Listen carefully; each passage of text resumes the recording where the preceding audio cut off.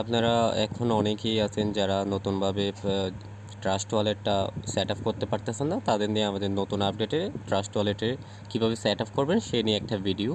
তো আপনারা যারা নতুন, অবশ্যই আপনাদের ট্রাস্ট ওয়ালেটটা ডাউনলোড করার জন্য প্লে স্টোরে যেতে হবে। আপনার ফোনে প্লে স্টোরে ঢুকবেন। প্লে স্টোরে ঢোকার পর এরকম একটা অ্যাপস আসবে, যেখানে আপনি উপরে লিখবেন ট্রাস্ট ওয়ালেট। এভাবে ট্রাস্ট ওয়ালেট লেখার সাথে সাথে এই অ্যাপসটা আপনাদের সামনে শো করবে।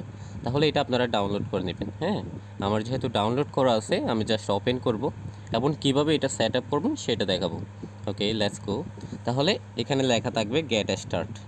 এই যে গেট স্টার্ট, আমরা গেট স্টার্টে ক্লিক করব।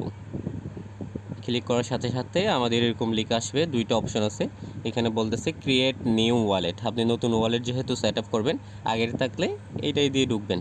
আর যেহেতু নতুন ওয়ালেট সেট আপ করবেন, আমি কোথায় ক্লিক করব? ক্রিয়েট নিউ ওয়ালেটে।